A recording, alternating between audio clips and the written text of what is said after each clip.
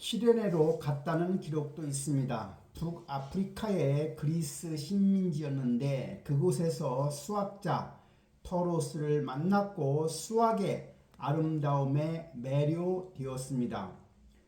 플라톤에게 수학은 단순한 계산이 아니었습니다. 변하지 않는 진리를 보여주는 학문이면서 감각을 넘어선 세계를 드러내는 도구였으며 철학으로 가는 길이었습니다. 기원전 388년 플라톤의 나이 39살이 되었을 때 이탈리아로 갔습니다.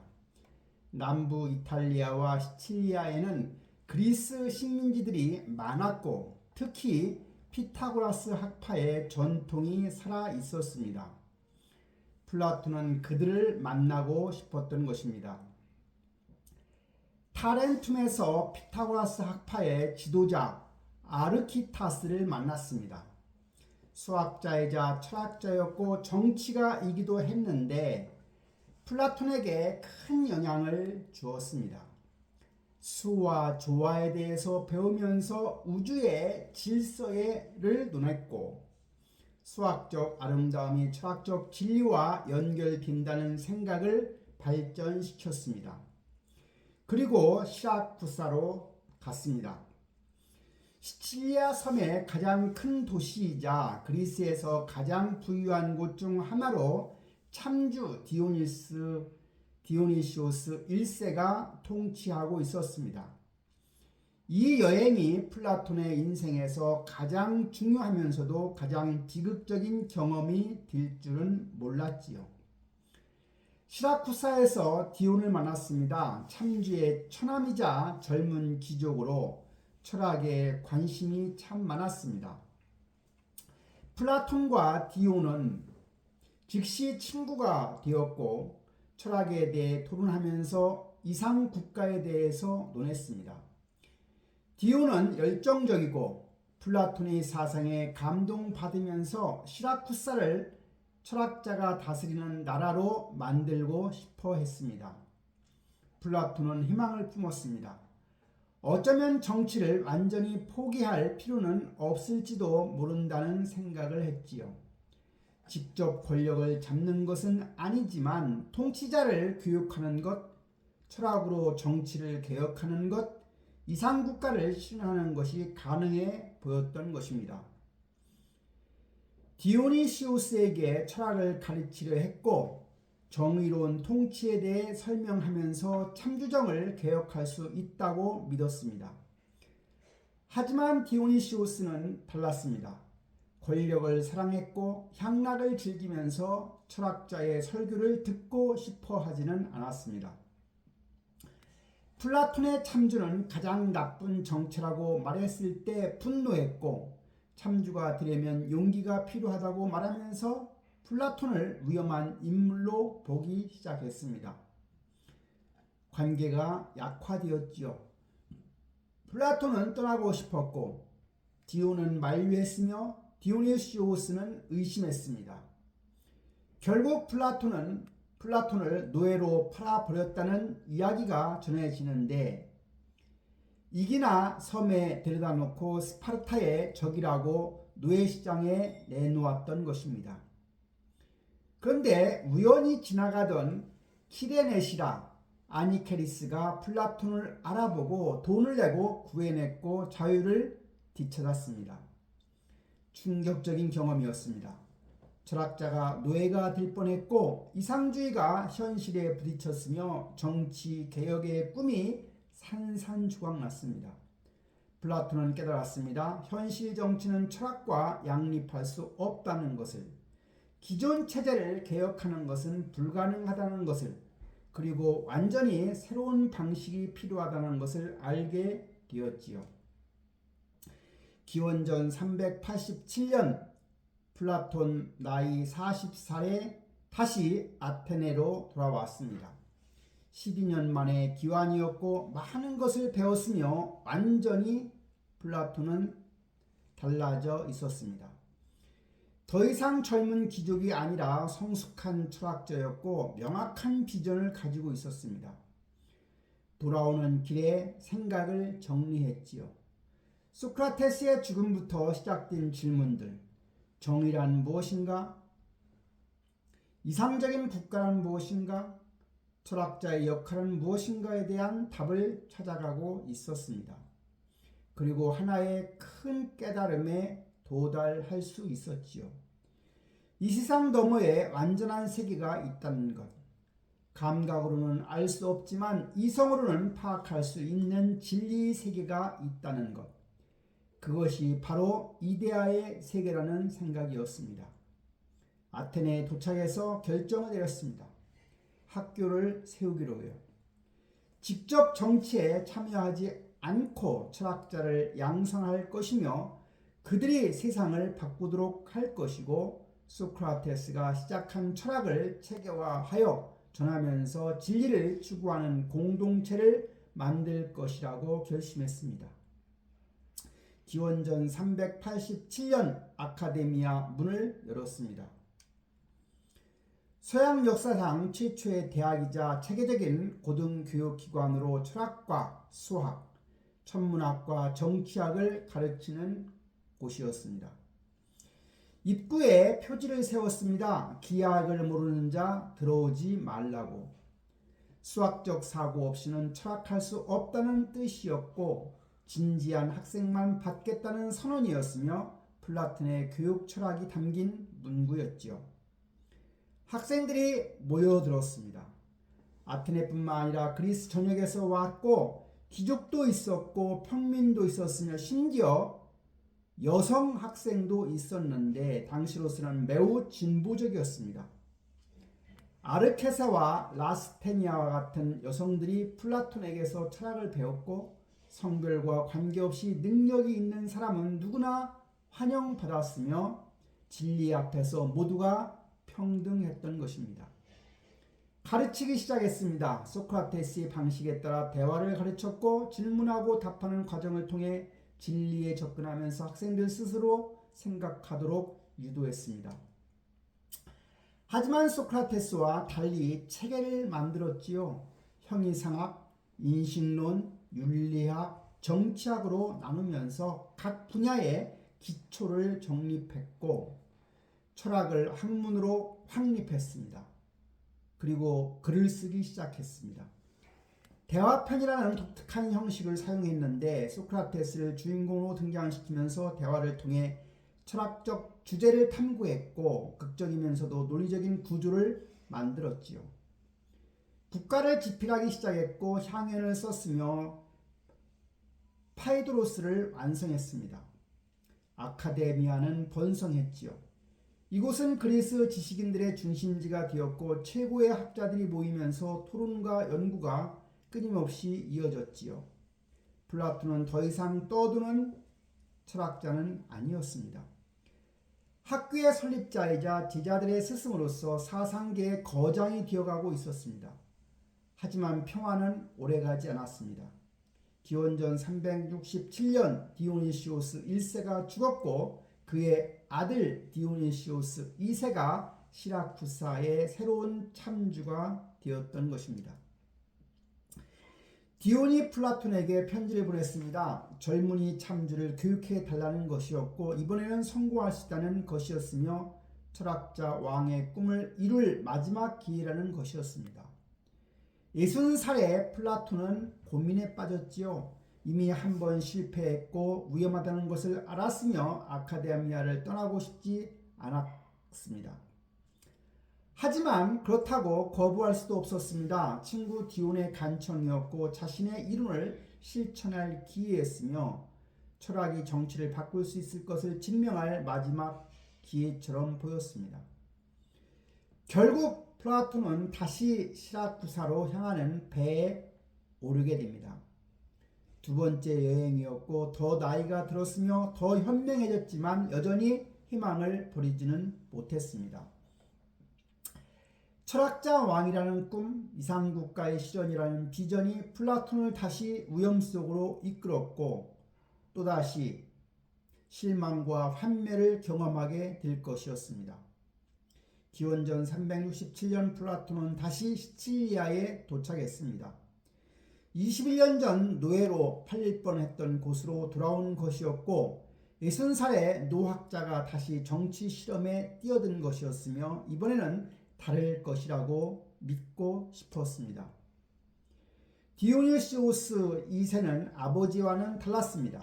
젊었고 교육받고 싶어 하면서 철학에 관심이 있는 척 했습니다. 플라톤을 환대하면서 호화로운 숙주를 제공했고 매일 대화하자고 요청했지요. 처음에는 크게 희망적이었습니다. 젊은 창주가 진지하게 배우려는 것처럼 보였고 개혁이 가능할 것 같았으며 플라톤은 조심스럽게 기대했습니다. 하지만 곧 문제가 드러났습니다. 디오니시오스 2세는 철학을 진정으로 사랑하는 것이 아니라 유행처럼 여겼습니다. 깊이 있는 공부보다는 피상적인 지식을 원했고 무엇보다 권력을 놓고 싶어하지 않았습니다.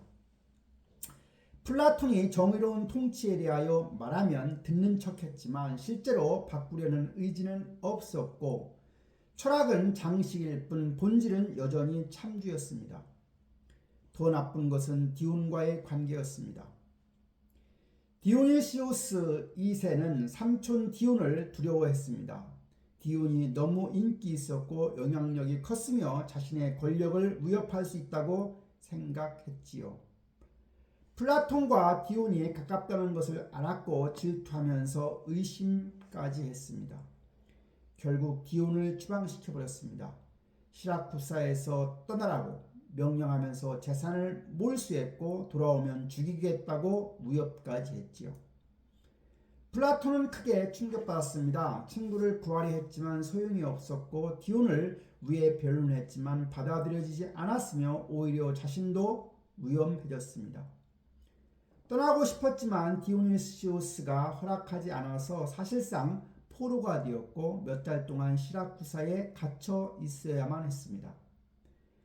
친구 아르키나스타스가 구해주었습니다. 타렌툼의 피타고라스 학파 지도자였던 그가 사절단을 보내서 이교적 명분을 만들어 플라톤을 데려갔고 겨우 탈출할 수가 있었습니다. 기원전 366년 61살의 플라톤은 다시 아테네로 돌아왔지요. 두 번째 실패였고 더 깊은 환멸이었으며 철학자 왕의 꿈은 점점 멀어지고 있었습니다. 하지만 디온이 포기하지 않았습니다. 추방당해 아테네에 온 그는 복수를 계획했고 시라쿠사를 해방시키겠다고 다짐하면서 플라톤에게 지원을 요청했습니다. 플라톤은 난처했습니다. 친구를 돕고 싶었지만 폭력혁명을 지지할 수는 없었고 이상주의와 현실 사이에 갈등했으며 결국 직접적인 지원은 거부했지만 아카데미아 학생 몇 명이 디온을 따라가는 것을 막지는 않았습니다. 기원전 357년 디온이 시라쿠사를 침공했지요. 작은 군대를 이끌고 상륙해서 시민들의 환영을 받았고 디오니시오스를 쫓아냈습니다. 성공한 것처럼 보였고 플라톤의 제자도 도시를 해방시킨 것처럼 보였으며 어쩌면 철학이 승리한 것처럼 보였습니다. 하지만 디온은 통치하는 법을 몰랐지요. 너무 엄격했고 개혁을 급하게 밀어붙이면서 동료들과 충돌까지 했습니다. 디온은 3년 후에 암살당했지요. 동료 칼리포스가 배신했고 또 다른 참교정이 시작되었으며 혼란만 남았습니다. 플라톤의 가장 가까운 친구가 죽었고 정치 실험은 완전히 실패했으며 현실 정치에서 철학이 무력하다는 것이 다시 증명되었습니다. 세 번째였고 이번에는 정말 배우고 싶다고 하면서 과거는 잊자고 제안했습니다. 플라톤은 거절하려고 했습니다. 이미 2번 실패했고 친구를 잃었으며 더 이상 속고 싶지 않았습니다. 하지만 아르키타스와 다른 친구들이 설득했습니다. 마지막 기회라고 이번에는 진심일지도 모른다고 그리고 거절하면 애교적 문제가 생길 수 있다고 말했습니다. 플라톤은 마지못해 동의했습니다. 66살이었고 피곤했지만 의무감을 느꼈습니다. 세 번째 시라쿠사 방문은 재앙이었습니다. 디오니시오스는 전혀 변하지 않았고 플라톤을 이용하려 했으며 실제로는 철학에 관심이 없었습니다. 디온의 재산을 돌려주겠다는 약속도 지키지 않았고 플라톤을 다시 구금하면서 위협했습니다. 노학자는 생명의 위협을 느꼈고 탈출하려 하면서 다시 아르키타스에게 구조를 요청을 할 수밖에 없었습니다. 기원전 360년 마침내 시락부사를 떠났습니다. 세 번째이자 마지막 반문이었고 완전한 실패로 끝났으며 플라톤은 결론을 내렸습니다. 현실 정치에서 철학은 작동하지 않는다는 것, 기존 체제를 개혁하는 것은 불가능하다는 것, 그리고 이상 국가는 이 세상에서 실현될 수 없다는 것을 받아들였습니다. 아테네로 돌아와서 국가를 다시 읽었습니다. 자신이 쓴 이상 국가의 청사진이자 철학자 왕이 다스리는 완벽한 사회로 정의가 실현되는 세계였습니다.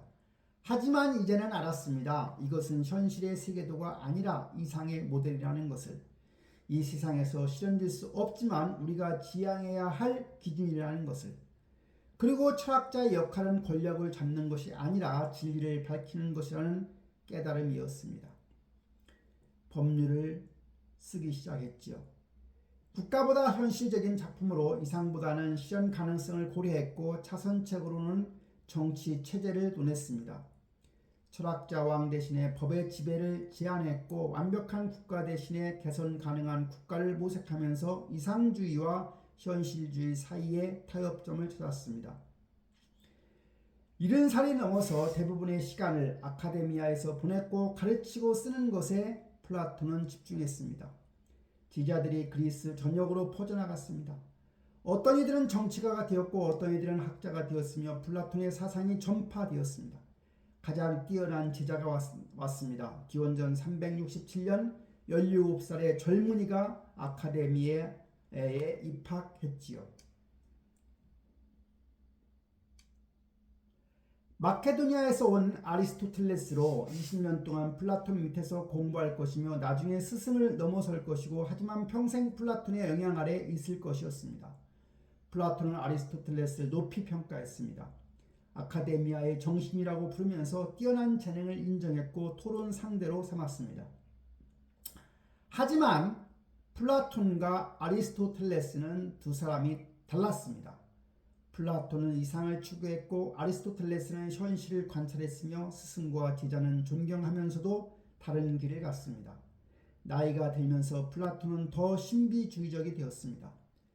수학과 천문학에 몰두하면서 우주의 조화에 대해 사색했고 티마이오스를 썼는데 우주의 창조와 질서를 다룬 작품으로 플라톤 철학의 형이상학적 정점이었으며 중세 시대에 가장 많이 읽힌 대화편이 될 것이었습니다. 아카데미아는 플라톤의 생애의 최대 업적이 되었습니다. 정치 개혁은 실패했지만 교육은 성공했고 이상국가는 세우지 못했지만 철학학교는 세웠으며 900년 동안 지속될 전통의 시작이었던 것입니다. 로마 황제가 기원 후에 529년에 폐쇄할 때까지 아카데미아는 서양 지성의 중심지로 남아 있을 것이었습니다. 플라톤은 깨달았습니다. 세상을 바꾸는 방법은 권력이 아니라 교육이라는 것을, 정치가 아니라 사상이라는 것을, 그리고 진리를 추구하는 사람들을 키우는 것이 가장 큰 유산이라는 것을 알게 되었습니다. 플라톤이 평생 추구한 것은 진리였습니다. 소크라테스로부터 배운 것은 질문하는 방법이었고 여행을 통해 깨달은 것은 상대성이었으며 정치 실험에 실패해서 얻은 것은 현실의 한계였습니다. 이 모든 경험이 하나의 거대한 철학 체계로 통합되었는데 그것이 바로 이데아 이론입니다. 플라톤은 물었습니다. 우리가 보는 이 세계는 진짜일까? 감각으로 경험하는 것이 진리일까? 아름다운 것은 많지만 아름다움 자체는 무엇일까? 정의로운 행동들은 다양하지만 정의 자체는 무엇일까? 이런 질문들이 이데아 이론으로 이어졌습니다. 플라톤에 따르면 우리가 사는 세계는 그림자의 세계입니다. 진짜가 아니라 진짜의 복사본이고 완전하지 않고 불완전하며 변하고 사라지는 세계입니다. 하지만 이 세계 너머에 다른 세계가 있습니다. 이데아의 세계, 완전한 현상들이 존재하는 세계, 변하지 않고 영원한 진리의 세계입니다. 아름다운 꽃이 시들어도 아름다움의 이데아는 남아 있습니다. 정의로운 행동이 실패해도 정의의 이데아는 변하지 않습니다. 우리가 보는 개별적인 것들은 모두 이데아의 불완전한 모방이고 이데아야말로 진정한 실제인 것입니다. 유명한 동굴의 비유가 이것을 설명합니다. 사람들이 동굴 속에 묶여 있습니다. 평생 벽만 바라보면서 살아가는데 그들 뒤에서 불빛이 비치고 그림자가 벽에 비칩니다. 그들은 그림자만 보았기에 그것이 전부라고 믿습니다. 그림자가 실제라고 생각하는 거지요. 하지만 한 사람이 풀려나서 동굴 밖으로 나갑니다. 처음에는 빛이 눈부셔서 아무것도 볼 수가 없었지요. 천천히 적응하면서 진짜 사물들을 보기 시작합니다. 그림자가 아니라 실제 대상들을, 불빛이 아니라 태양을 봅니다. 진리를 깨닫습니다. 그는 동굴로 돌아가서 다른 사람들에게 말합니다. 우리가 본 것은 그림자일 뿐이라고, 진짜 세계가 밖에 있다고, 나가서 보라고 설득합니다. 하지만 사람들은 절대 믿지 않습니다. 오히려 비웃고 화를 내며 그를 미쳤다고 말합니다. 심지어 죽이려고 할 수도 있습니다. 이것이 철학자의 운명입니다. 진리를 본 사람은 동굴로 돌아가야 합니다. 사람들을 구하기 위해, 진리를 전하기 위해 비록 이해받지 못하고 박해받더라도 동굴로 돌아가야 하는 겁니다. 소크라테스가 그랬고 플라톤 자신도 그랬으며 모든 철학자가 짊어져야 할 십자가입니다. 그렇다면 어떻게 이데아를 알 수 있을까요? 감각은 그림자만 보여줍니다. 눈으로 보는 것, 귀로 듣는 것, 손으로 만지는 것 모두가 불완전한 복사본이지요. 그런데 진리에 도달하려면 감각을 넘어서야 합니다. 이성을 사용해야 합니다. 수학이 모델입니다. 삼각형을 생각해 보세요. 현실에서 그린 삼각형은 모두 불완전하지요. 선이 완벽하게 직선이 아니고 각도가 완전히 180도가 아니며 항상 오차가 있습니다. 하지만 우리는 완벽한 삼각형을 이해합니다. 머릿속에 완벽한 삼각형의 개념이 있고 그것으로 불완전한 삼각형들을 판단합니다. 완벽한 삼각형은 어디에 있을까요? 현실에는 없습니다. 하지만 이데아의 세계에는 있습니다. 우리는 그것을 이성으로 파악하고 수학적 증명으로 확인하며 감각과 무관하게 진리를 발견합니다. 이것이 철학의 방법입니다. 플라톤은 수학을 철학의 입구로 삼았습니다. 아카데미아 입구에 기하를 모르는 자 들어오지 말라라고 쓴 이유가 이것입니다. 수학을 통해 감각을 넘어서는 법을 배우고 추상적 사유에 익숙해지며 이성의 힘을 기르면 그때 철학을 할 준비가 된 것입니다. 이데아 중에서도 가장 높은 이데아가 있습니다. 선의 이데아 또는 좋음의 이데아이지요. 태양이 물리적 세계를 비추듯이 선의 이데아는 이데아의 세계를 비춥니다. 모든 다른 이데아들을 이해 가능하게 만들고 진리와 아름다움의 근원이며 궁극적 실제입니다. 철학자는 선의 이데아를 추구합니다. 평생을 걸쳐서 단계적으로 올라가는데 먼저 감각적 아름다움에서 시작하지요.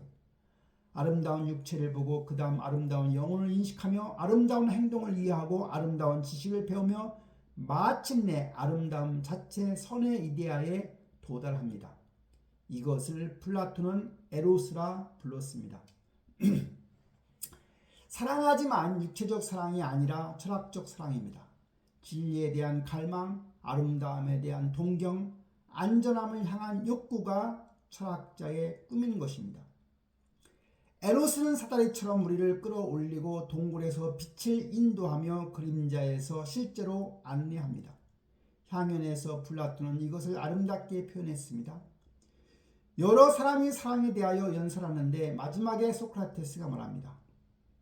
진정한 사랑은 아름다움의 사다리를 올라가는 것이고 육체에서 영혼으로, 개별자에서 보편자로, 유한에서 무한으로 나가는 것이며 끝에는 갑자기 놀랍게 아름다움 자체를 보게 된다고 설명합니다. 이데아 이론은 모든 것을 설명했습니다. 인식론을 설명했는데 우리가 어떻게 진리를 알 수 있는지, 왜 감각이 부족한지, 이성이 왜 필요한지를 밝혔습니다. 형이상학을 설명했는데 무엇이 진정으로 존재하는지, 변화와 영혼의 관계는 무엇인지를 보여주었습니다. 윤리학도 설명했습니다. 죽음의 이데아가 있기에 무엇이 선한지 알 수 있고 정의의 이데아가 있기에 정의로운 행동을 판단할 수 있으며 덕의 이데아가 있기에 덕을 추구할 목표가 있는 것입니다. 도덕적 상대주의에 빠지지 않고 객관적 윤리를 정립할 수 있죠. 정치학도 설명했습니다. 이상 국가는 정의의 이데아를 모방할 것이고 철학자 왕은 선의 이데아를 본 사람이며 좋은 통치는 이데아의 질서를 현실에 반영하는 것입니다. 비록 완벽하게 실현될 수는 없지만 우리가 지향해야 할 방향을 제시합니다. 비판도 있었습니다. 아리스토텔레스는 스승의 이론에 의문을 제기했습니다. 이데아가 정말 별개로 존재하는가? 개별 사물과 분리된 형상이 의미가 있는가? 이데아를 이데아답게 만드는 이데아가 필요한가? 제3의 인간 논증으로 무한소급의 문제를 지적했지요. 플라톤도 이런 어려움을 알았습니다. 후기 대화편들에서 이데아 이론을 수정하고 보완했으며 더 정교하게 만들려고 플라톤은 노력했습니다. 파르메니데스에서는 자기 비판을 제시했고 소피스트에서는 존재론을 발전시켰으며 끊임없이 자신의 이론을 검토했습니다. 하지만 핵심은 변하지 않았습니다. 이 세계 너머에 완전한 세계가 있다는 믿음, 감각을 넘어선 진리가 존재한다는 확신, 그리고 철학을 통해 그것에 도달할 수 있다는 희망은 플라톤 철학의 중심이었고 평생 변하지 않았으며 서양 철학 전체에 깊은 영향을 미쳤습니다. 플라톤의 가장 유명한 저작은 이상국가입니다. 10권으로 이루어진 방대한 대화편으로 표면적으로는 정의로운 국가에 대한 논의이지만 실제로는 플라톤 철학 전체를 담고 있는 작품이라 하겠습니다. 플라톤이 이 책을 쓰는데 여러 해가 걸렸고 아카데미아 초기부터 중기까지 계속 수정했으며 플라톤의 사상이 가장 체계적으로 정리된 결과물이라 할 수 있습니다. 이야기는 간단한 질문에서 시작됩니다. 정의란 무엇인가? 소크라테스가 친구들과 대화를 나누는데 각자 다른 답을 제시합니다. 케팔로스는 진실을 말하고 빛을 갚는 것이라고 하고 폴레마르코스는 친구를 돕고 적을 해치는 것이라고 하며 트라시마코스는 강자의 이익이라고 정의를 주장하지요. 소크라테스는 이 모든 답을 반복합니다. 각각의 정의가 불충분하다는 것을 보여주고 모순을 드러내며 더 깊이 파고듭니다. 하지만 소크라테스만의 답을 제시하지는 않습니다. 대신 다른 방법을 제안합니다. 개인의 정의를 이해하기 어려우니 국가의 정의를 먼저 살펴보자고. 큰 글자로 쓰인 것을 보면 작은 글자도 이해할 수 있을 것이라고 말합니다. 이렇게 이상 국가의 건설이 시작됩니다. 처음에는 필요해서 출발합니다. 사람들은 혼자 살 수가 없고 서로 도움이 필요하며 분업이 효율적입니다. 농부가 식량을 생산하고 목수가 집을 짓고 직공이 옷을 만들면서 각자 잘하는 일을 하면 모두가 이득이 됩니다. 하지만 국가는 커집니다. 무역이 필요해지고 군대가 필요해지며 통치자가 필요해집니다. 플라톤은 국가를 세 개의 층으로 나눴습니다. 생산자, 수호자, 통치자입니다. 각 계층은 특별한 역할이 있고 특별한 덕이 있으며 서로 조화를 이루어야 합니다. 생산자는 절제의 덕을 가져야 하고요. 농부와 장인과 상인들로 물질적 필요를 충족시키는 사람들을 일컫지요. 욕망을 절제하고 자신의 일에 충실하며 통치자의 명령을 따라야 합니다. 영혼의 욕망 부문에 해당하지요. 수호자는 용기의 덕을 가져야 합니다. 군인들은 국가를 방어하는 사람들입니다. 죽음을 두려워하지 않고 명예를 사랑하며 강인해야 합니다. 하지만 야만적이어서는 안 됩니다. 자기 사람에게는 온화하고 적에게만 싸나우며 개처럼 주인을 알아봐야 합니다. 영혼의 기계 부분에 해당하지요. 통치자는 지혜의 덕을 가져야 합니다. 통치자는 철학자들로 진리를 아는 사람들을 하겠습니다. 이데아를 보았고 선을 이해하며 올바른 판단을 통치자는 내릴 수 있어야 합니다. 권력을 원하지는 않지만 의무감으로 통치하고 사적 이익이 아니라 공공선을 추구하며 지혜로 국가를 이끌어야 합니다. 영혼의 이성 부문에 해당하지요. 국가가 정의로우려면 각 계층이 자기 일을 해야 합니다. 생산자는 생산하고 수호자는 방어하고 통치자는 통치하면서 서로 간섭하지 않고 조화를 이룰 때 정의가 실현되는 것입니다. 각자가 본성에 맞는 일을 하는 것, 이것이 국가의 정의입니다. 개인에도 마찬가지입니다. 영혼에는 세 부문이 있습니다. 욕망, 기계, 이성입니다. 욕망은 먹고 마시고 즐기려 하고, 기계는 명예와 승리를 원하며, 이성은 진리를 추구하지요. 이 세 부문이 조화를 이룰 때 이성이 다스리고 기계가 보조하며 욕망이 순종할 때 개인은 정의로워지는 겁니다. 플라톤은 기본 덕을 정의합니다. 지혜는 이성의 덕이며, 용기는 기계의 덕이며, 절제는 욕망의 덕이고, 정의는 세 부문의 조화입니다. 국가든 개인이든 이 네 가지 덕을 갖추면 훌륭하고 부족하면 타락합니다. 그렇다면 통치자는 어떻게 만들어질까요? 플라톤은 엄격한 교육 체계를 제시합니다. 어린 시절부터 선별이 시작되어야 합니다. 재능 있는 아이들을 골라서 음악과 체육을 가르치는데, 음악은 영혼을 조화롭게 만들어주고 체육은 몸을 건강하게 만들어줍니다. 청년이 되면 수학을 배웁니다. 산술, 기하학, 천문학, 화성학을 배우면서 추상적 사고를 익히고 감각을 넘어서는 법을 배우며 이데아의 세계로 가는 준비를 합니다. 10년 동안 수학에 몰두합니다. 30살이 되면 철학을 시작합니다. 변증법을 배우는데 질문하고 답하는 방법, 가정을 검토하는 방법, 모순을 드러내는 방법을 익힙니다. 소크라테스가 했던 것처럼 대화를 통해 진리에 접근하고 이데아를 파악하며 선의 이데아를 향해 나갑니다. 5년 동안 철학에 집중합니다. 하지만 여기서 끝이 아닙니다. 동굴 밖으로 나간 사람은 다시 동굴로 들어가야 합니다.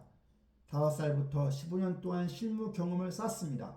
군대에서 복무하고 행정을 배우며 현실 정치를 이해합니다. 이론만 아는 철학자가 아니라 실천할 수 있는 철학자가 되어야 합니다. 50살이 되면 통치자가 됩니다. 선의 이데아를 보았고 현실도 이해하며 지혜와 경험을 모두 갖춘 사람이 국가를 다스립니다. 하지만 기꺼이 통치하는 것이 아닙니다. 의무감으로 받아들이고 가능하면 철학 연구로 돌아가고 싶어하며 권력 자체를 욕망하지는 않습니다. 이것이 철학자 왕입니다. 지혜로 다스리고 정의를 실현하며 국가 전체의 이익을 추구하는 통치자입니다. 플라톤에게 이것은 유일한 해결책이었습니다. 철학자가 왕이 되거나 왕이 철학자가 되지 않는 한 국가의 재앙은 끝나지가 않을 것입니다. 하지만 이런 국가를 어떻게 유지할까요? 플라톤은 급진적인 제안을 합니다. 통치자와 수호자는 사유재산을 가질 수가 없고 가족도 가질 수가 없으며 공동생활을 해야 합니다. 사적 이익이 있으면 공공선을 잇게 되고 가족이 있으면 친족을 편애하게 되며 재산이 있으면 부패하기 때문입니다. 여자도 남자와 똑같이 교육받아야 합니다. 재능이 있으면 수호자가 될 수 있고 뛰어나면 통치자가 될 수 있으며 성별은 중요하지가 않습니다. 이것은 기원전 400년대에 매우 급진적인 생각이었고 플라톤도 사람들이 비웃을 줄 알았지만 논리적으로 옳다고 믿었습니다. 아이들은 국가가 키웁니다. 부모가 누구인지 모르게 하고 공동으로 양육하며 재능에 따라 교육합니다. 이렇게 하면 모든 시민이 형제가 되며 국가 전체가 하나의 가족이 되며 사적 이익과 공적 이익이 일치합니다. 시인은 추방해야 합니다. 시는 감정을 자극하고 이성을 약화시키며 나쁜 본보기를 제시합니다. 호메로스조차 신들을 인간처럼 묘사하고 영웅들을 나약하게 그리며 젊은이들을 타락시킵니다. 검열이 필요하며 교육적으로 유익한 예술만 허용해야 하며 이데아를 모방하는 것들을 제거해야 합니다. 많은 사람들이 국가를 읽고 큰 충격을 받았습니다. 너무 억압적이고 전체주의적이라고 개인의 자유를 무시한다고 비판했습니다. 20세기 독재자들이 플라톤을 참고했다는 주장도 있고 열린 사회와 그 적들에서 칼 포퍼는 플라톤을 전체주의 원조로 규정했습니다. 하지만 다른 해석도 있습니다. 플라톤은 실제로 이런 국가를 건설하려 한 것이 아니라 이상을 제시한 것이고 정의란 무엇인가를 철학적으로 탐구한 것이며 현실의 설계도가 아니라 사유의 모델이라는 해석입니다. 플라톤 자신도 국가의 끝부분에서 이것이 하늘에만 있는 이상이라고 인정합니다. 중요한 것은 질문입니다. 정의로운 삶이 불리한 삶보다 나은가? 도덕적으로 사는 것이 실제로 더 행복한가? 권력과 부를 추구하는 것보다 진리를 추구하는 것이 더 가치가 있는가? 플라톤은 정의로운 사람의 영혼이 조화롭고 조화로운 영혼이 행복하며 따라서 정의가 실제로 이롭다고 증명하려 했습니다. 국가라고 하는 책은 2400년 동안 읽혀왔습니다. 찬성하든 반대하든 무시할 수 없는 작품이고 정치 철학의 고전이며 서양 사상사에서 가장 영향력 있는 책들 중에 하나입니다. 플라톤이 던진 질문들은 여전히 유효하고 그의 답은 여전히 논쟁적이며 국가는 살아있는 텍스트로 남아 있습니다. 플라톤의 가장 유명한 저작은 이상국가입니다. 10권으로 이루어진 방대한 대화편으로 표면적으로는 정의로운 국가에 대한 논의이지만 실제로는 플라톤 철학 전체를 담고 있는 작품입니다. 이 책을 쓰는데 여러 해가 걸렸고 아카데미아 초기부터 중기까지 계속 수정했으며 플라톤의 사상이 가장 체계적으로 정리된 결과물이죠. 플라톤이 70대에 접어들면서 아카데미아는 그리스 세계에서 가장 명망 있는 학교가 되었습니다. 40년 가까이 운영되면서 수많은 제자를 배출했고 그중 많은 이들이 정치가나 학자가 되었으며 플라톤의 영향력은 아테네를 넘어 퍼져나갔습니다. 하지만 플라톤 자신은 더 이론적인 문제에 몰두했습니다. 정치개혁의 꿈은 포기했고 현실 정치에 대한 관심도 줄어들었으며 순수하게 철학적 탐구에 집중했지요. 후기 대화편들은 초기나 중기와 다른 성격을 띠는데 더 추상적이고 더 기술적이며 때로는 읽기 어려울 정도로 난해했습니다. 파르메니데스를 썼습니다. 자기 비판의 작품으로 이데아 이론의 난점들을 정면으로 다룹니다. 젊은 소크라테스가 노철학자 파르메니데스에게 이데아 이론을 설명하는데 파르메니데스는 날카로운 질문으로 문제점들을 지적합니다. 이데아가 정말 분리되어 있는가? 제3의 인간 문제를 어떻게 해결할 것인가? 플라톤은 답을 주지 않고 문제만 제기하면서 독자들에게 생각하도록 만듭니다. 테아이테토스에게서는 지식의 본성을 탐구합니다. 지식은 지각인가? 참된 믿음인가? 정당화된 참된 믿음인가? 각각의 정의를 검토하고 반박하면서 인신론의 근본 문제들을 다룹니다. 답을 찾지 못한 채 끝나는데 소크라테스 무지의 자각으로 돌아갑니다. 소피스트에서는 존재와 비존재의 문제를 다룹니다. 파르메이데스는 비존재를 말할 수 없다고 했지만 그렇다면 거짓은 어떻게 가능할까? 거짓말은 없는 것을 있다고 하는 것인데 없는 것을 말할 수 없다면 거짓말도 불가능해집니다. 플라톤은 복잡한 논증을 통해 비존재를 다르게 이해하려 하고 존재론을 정교하게 만들어 갑니다. 정치가에서는 통치의 기술을 분석합니다. 국가에서 그린 이상적 통치자와 달리 현실에서 가능한 통치자를 논하면서 법의 역할을 강조합니다. 이상적으로는 철학자 왕이 최선이지만 그것이 불가능하면 법이 차선책이고 법의 지배가 독재보다 낫다고 인정합니다. 가장 긴 후기 대화편은 법률입니다. 플라톤의 마지막 작품으로 죽을 때까지 수정하다가 미완성 남았습니다. 국가와는 다른 접근인데 이상이 아니라 실현 가능성에 초점을 맞추고 철학자 왕이 아니라 법의 지배를 전제하며 현실적인 국가 운영 방안을 제시합니다. 법률의 국가는 국가보다 덜 급진적입니다. 사유재산을 인정하고 가족을 유지하며 완벽한 공산주의가 아니라 제한된 재산 소유를 허용합니다. 통치자도 특별한 철학 교육을 받은 사람이 아니라 법을 준수하는 시민 중에서 선출됩니다. 더 현실적이며 더 온건하며 플라톤이 나이 들면서 이상주의에서 현실주의로 이동했다는 해석도 있습니다. 하지만 여전히 플라톤답습니다. 법의 목적은 덕이고 국가의 목표는 시민을 훌륭하게 만드는 것이며 교육이 가장 중요합니다. 엄격한 도덕 규범을 제시하고 예수를 검열하며 불경죄를 엄벌에 처하고 무신론자를 추방합니다. 자유보다는 질서를, 개인보다는 공동체를, 관용보다 정의를 우선시합니다. 아리스토텔레스와의 관계는 복잡했습니다. 가장 뛰어난 제자였지만 점점 다른 길을 가고 있었습니다. 아리스토텔레스는 이데아 이론을 비판했고 관찰과 경험을 중시했으며 플라톤의 추상적 접근에 만족하지 못했습니다. 스승은 이상을 보았고 제자는 현실을 관찰했으며 둘 다 옳았지만 방법이 달랐습니다. 플라톤은 실망했을 수도 있었습니다. 가장 아끼던 제자가 자기의 핵심 이론을 부정하고 다른 철학을 만들어 가고 온 것을 보면서 말입니다. 하지만 화를 내거나 추방하지 않았습니다. 아카데미아는 자유로운 토론의 장소였고 스승도 비판받을 수 있었으며 진리 탐구가 권위보다 중요했습니다. 기원전 347년 플라톤 마지막 해가 왔습니다. 80살이었습니다. 아직도 가르치고 있었고 아직도 쓰고 있었으며 아직도 생각하고 있었습니다. 건강이 나빠졌지만 정신은 명료했으며 몸은 약해졌지만 지적 호기심은 여전했습니다. 제자들이 걱정하면서 쉬라고 권했지만 플라톤은 멈추지 않았습니다. 철학은 평생의 과업이고 진리탐구는 끝이 없으며 순간까지 배우고 가르치는 것이 철학자의 삶이라고 믿었습니다.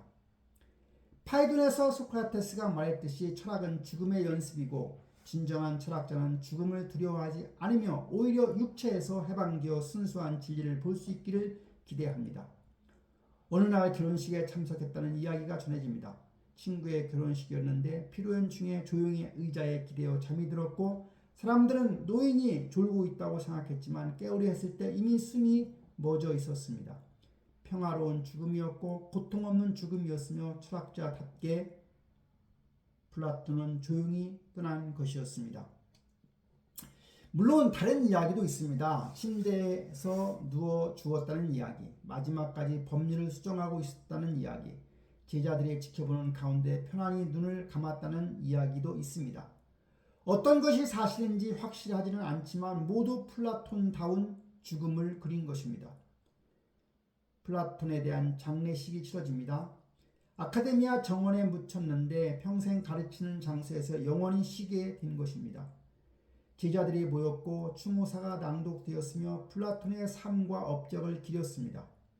서양 철학의 거장이 이 세상을 떠났습니다. 하지만 시작이었습니다. 그가 쓴 대화편들은 남아있었고 그가 세운 학교는 계속되었으며 그의 사상은 제자들을 통해 전파되었습니다.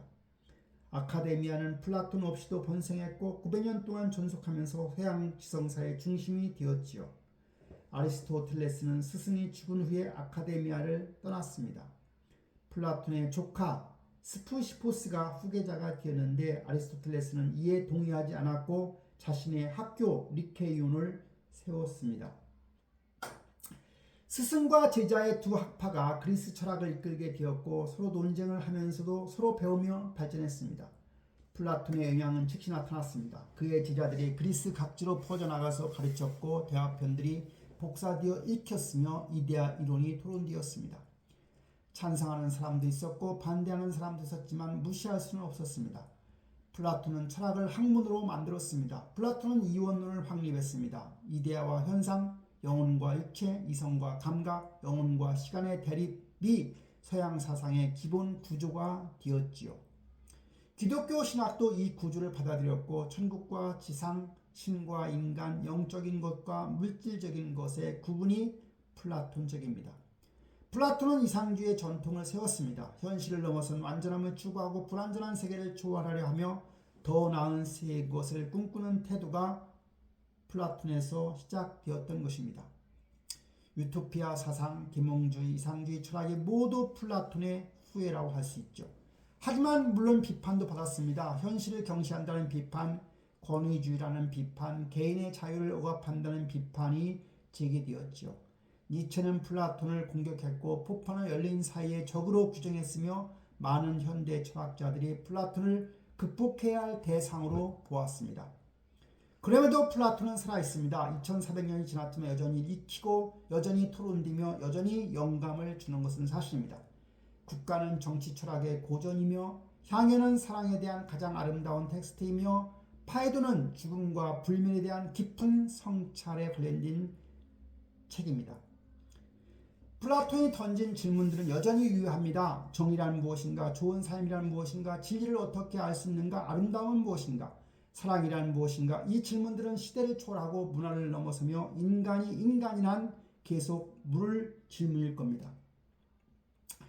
화이트헤드의 말이 옳았습니다. 서양 철학은 플라톤에 대한 각주입니다. 찬성하든 반대하든 플라톤을 거쳐야 하고 플라톤과 대화해야 하며 플라톤이 제시한 문제들과 씨름해야 하지요. 철학하는 사람은 누구나 플라톤을 읽어야 하고 플라톤에게서 배워야 하며 플라톤을 넘어서려 노력해야 합니다. 플라톤이 죽은 후에 아카데미아는 계속되었습니다. 스푸시포스가 이끌었고 그 크세노크라데스가 이어받았으며 대대로 학장들이 플라톤의 전통을 지켰습니다. 학교는 변화했습니다. 때로는 회의주의로 기울었고 때로는 신플라톤주의로 발전했으며 시대에 따라 다른 모습을 보였지만 900년 동안 존속하면서 서양 교육의 모델이 된 것은 확실합니다. 로마 시대에도 아카데미아는 중요했습니다. 키케로는 플라톤을 숭배했고 로마의 지식인들은 그리스 철학을 배우러 아테네로 왔으며 아카데미아는 여전히 명성을 유지했습니다. 기원 후 529년 동로마 황제 유스티니아누스가 이교도 학교들을 폐쇄하면서 마침내 문을 닫게 되었지만 1000년 가까이 지속된 것만으로도 역사상 가장 오래된 대학인 것은 분명합니다. 기독교는 플라톤을 받아들였습니다. 초기 교부들, 특히 아우구스티누스는 플라톤 철학을 기독교 신학과 결합했지요. 이데아의 세계는 신의 마음속 생각이 되었고 선의 이데아는 신 자신이 되었으며 영혼의 불멸은 기독교 교리와 일치했습니다. 플라톤은 기독교 이전의 기독교인으로 불렸고 그의 철학은 신학의 기초가 되었습니다. 중세 시대에 티마이오스가 가장 많이 익혔습니다. 우주의 창조를 다룬 대화편으로 기독교의 창조 이야기와 연결되었고 우주의 질서는 신의 섭리로 해석되었으며 플라톤주의와 기독교가 융합되었습니다. 12세기의 다른 대화편들도 라틴어로 번역되면서 플라톤 르네상스가 일어나게 되었습니다. 르네상스 시대에 플라톤이 부활했지요. 피렌체의 플라톤 아카데미가 세워지고 마르실리오 피치노가 플라톤 전집을 번역했으며 인문주의자들이 플라톤을 열광적으로 받아들였습니다.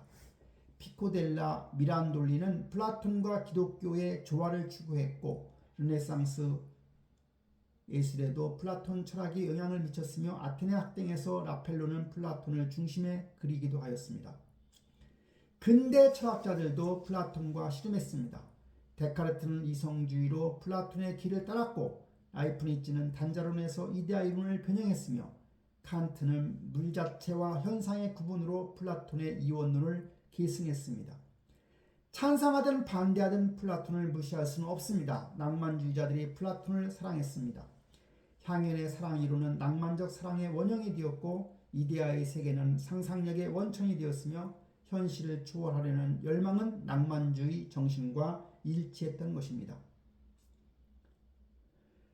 셀리는 플라톤을 번역했고 워즈워스는 플라톤적 해상을 노래했으며 낭만주의 시 전체에 플라톤의 그림자가 드리워졌습니다.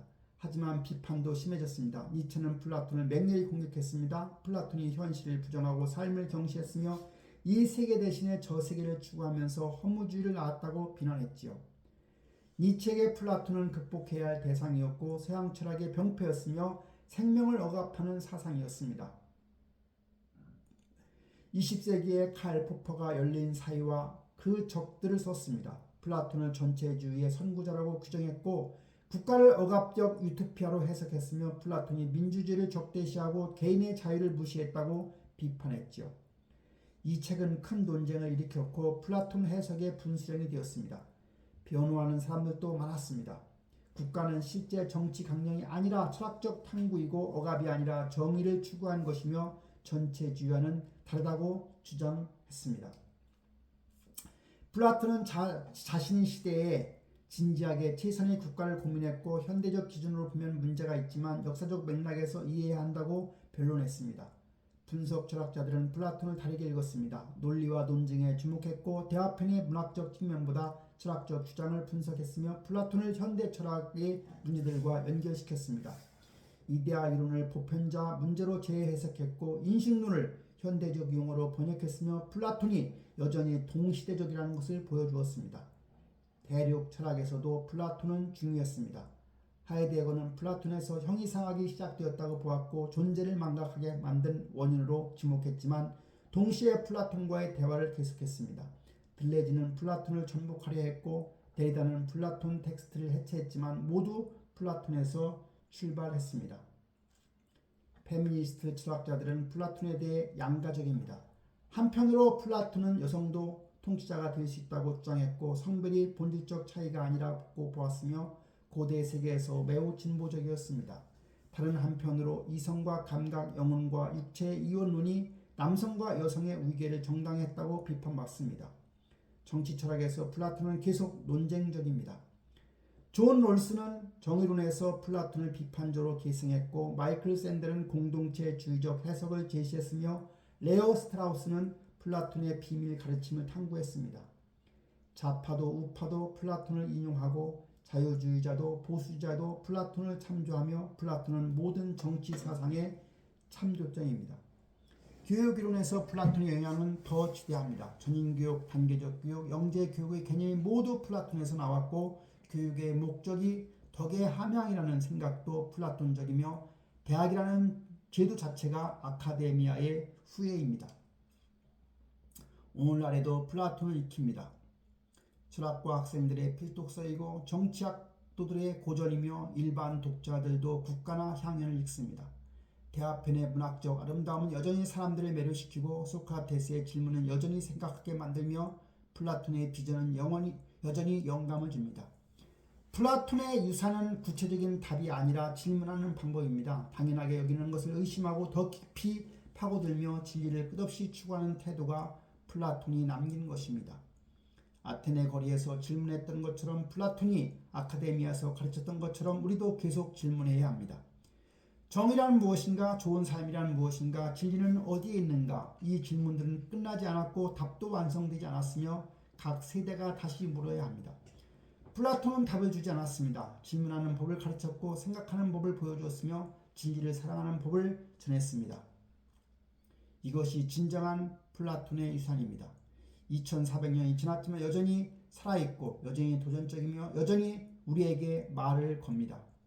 플라톤을 읽은 사람 누구나 질문받습니다. 당신은 어떻게 살 것인가? 무엇이 진리인가? 어떤 세계를 꿈꾸는가? 동굴 속에 머물 것인가? 아니면 밖으로 나갈 것인가? 그림자에 만족할 것인가? 아니면 실제를 찾을 것인가? 편안한 무지를 택할 것인가? 아니면 고통스러운 진리를 추구할 것인가?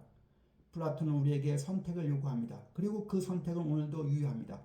플라톤이 살았던 기원전 4세기나 우리가 사는 21세기나 인간은 여전히 같은 질문 앞에서 갈망하며 여전히 더 나은 세계를 꿈꿉니다.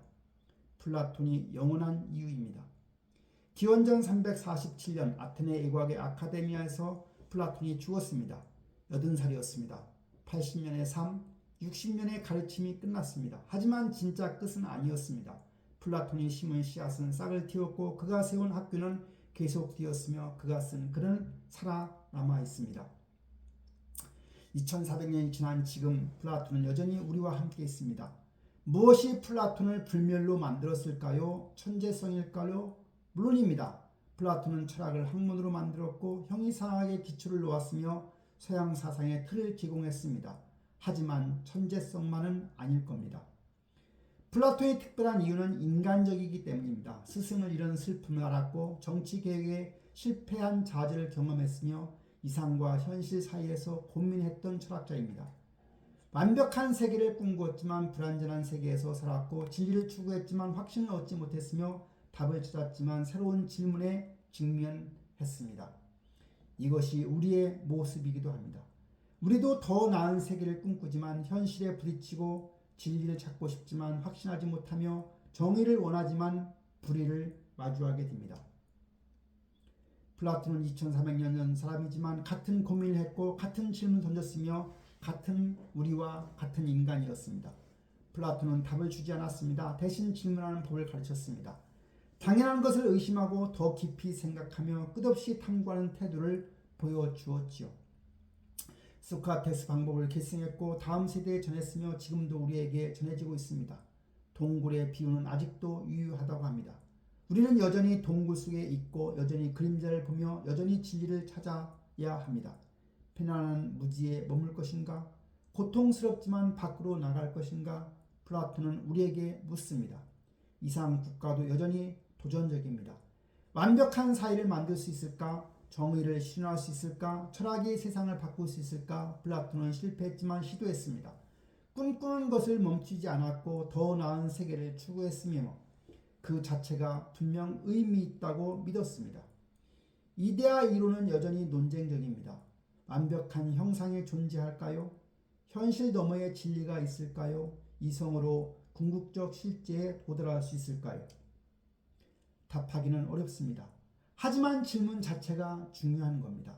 불완전한 것 너머를 보려는 시도, 더 나은 것을 상상하는 능력, 이것이 인간을 인간답게 만듭니다. 플라톤의 아카데미아는 사라졌지만 그 정신은 남아 있습니다. 진리를 사랑하는 사람이 모이는 곳, 자유롭게 토론하는 곳, 권위가 아니라 논리로 설득하는 곳, 이것이 대학의 이상이고 학문의 정신이며 플라톤이 시작한 전통입니다. 오늘도 어디선가 누군가 플라톤을 읽습니다. 학생이 국가를 펼치고 연인이 향연을 읽으며 철학자가 파이돈을 연구합니다. 질문하고 생각하고 토론합니다. 플라톤이 살아있는 겁니다. 소크라테스가 아테네 거리에서 질문했던 것처럼 플라톤이 아카데미아에서 가르쳤던 것처럼 우리도 계속 질문합니다. 정의란 무엇인가? 좋은 삶이란 무엇인가? 진리는 어디에 있는가? 영원한 질문들입니다. 플라톤은 기원전 347년에 죽었습니다. 하지만 그의 사상은 죽지 않았고 그의 질문은 끝나지 않았으며 그의 영혼은 우리와 함께 있습니다.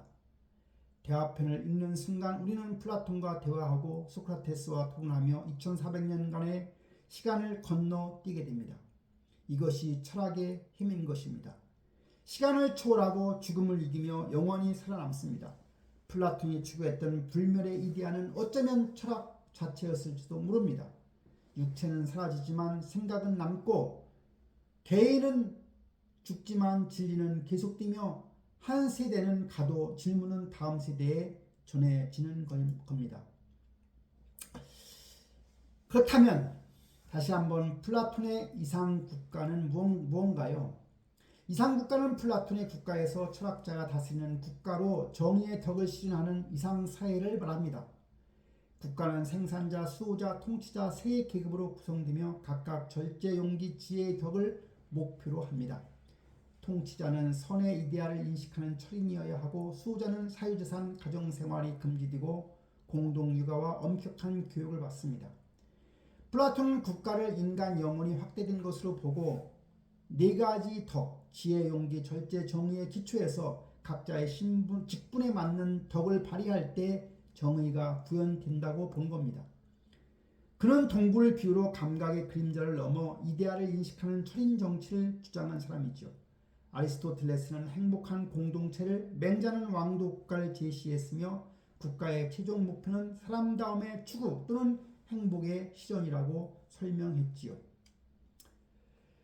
플라톤의 향연이라는 작품은 뭔가요? 플라톤의 향연은 기원전 416년 아가톤의 비극 우승 축하인에서 소크라테스 등이 사랑 에로스를 논한 대화로 사랑의 사다리를 통해 육체적 미에서 정신의 미 자체로 상승하는 에로스를 제시합니다.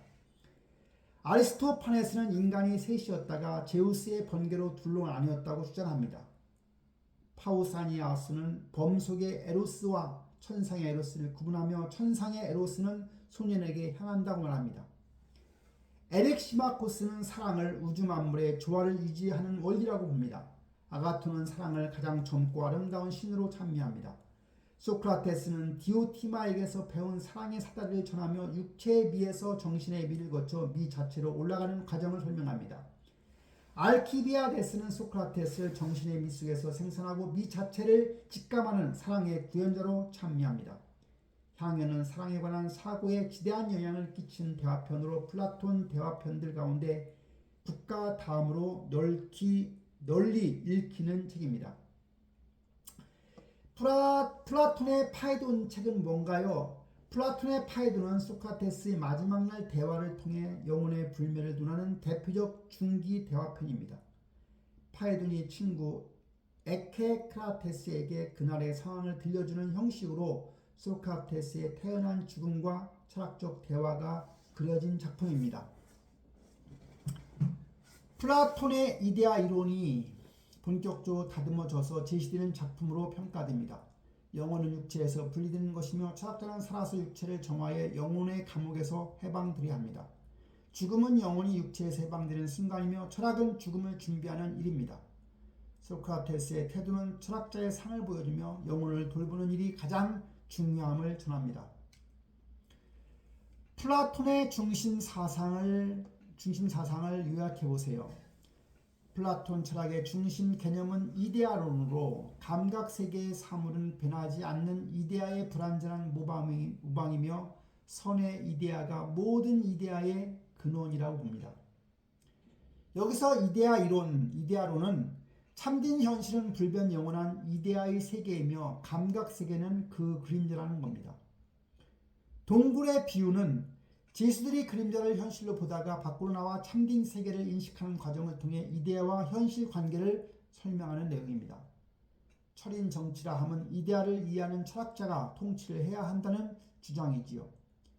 영혼 3분설은 영혼을 이성, 기계, 욕망으로 나누고 이성이 기계와 욕망을 지배할 때 정의롭다고 보는 것입니다.